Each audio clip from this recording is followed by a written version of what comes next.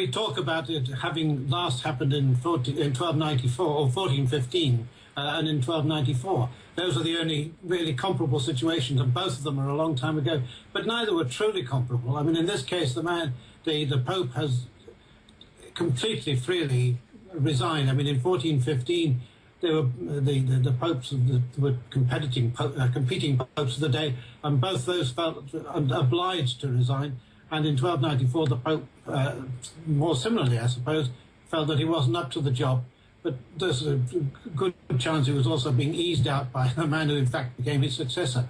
So it is really, something completely new for the Catholic Church in its long history.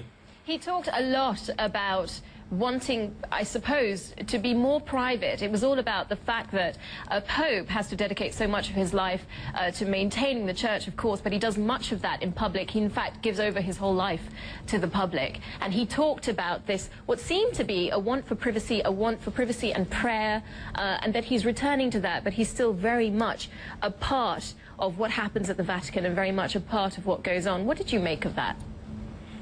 Well, it's a bit puzzling, really, isn't it? I mean, I can entirely understand him wanting more privacy. I mean, popes live their lives in public, as do, of course, monarchs to a large extent and so on. But he is a rather private person, individually, personally, he's a rather private man. He wants to get back to his books and his cats. He wants to get back to prayer. He's obviously coming towards the end of his life. I mean, he's 85 odd. So I entirely understand that. What I don't understand is saying that he intends to be part of it all, because I think that could be disastrous if we took that at its face value. I mean, he's going to be living in the Vatican. I always presumed that he's staying in the Vatican because it's the safest place for him to be. I mean, away from people who might make his residence, if he was anywhere else, into a shrine or a rallying point or so on. But the notion that you've got two people who claim to be Pope, in a sense, is really going to be very confusing. And of course, I think many people thought that when he resigned, he'd go back to being called Cardinal Ratzinger. But in fact, he's going to be called Pontiff Emeritus.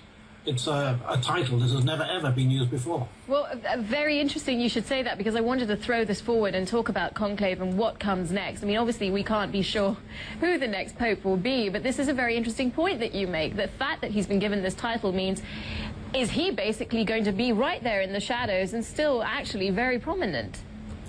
Well, he's going to be in the shadows. I mean, he's too old to vote in the conclave as it happens, because he can't vote until you're over 80. But anyway, I'm sure he wouldn't do that. That would be a ridiculous situation. But the cardinal electors, however many there are going to be by the time we get to the cardinal, they seem to be dropping off the twigs. They're now 115, I think, at the last count. The cardinal electors will be looking over their shoulder and saying to themselves, well, I wonder if Benedict would approve of this.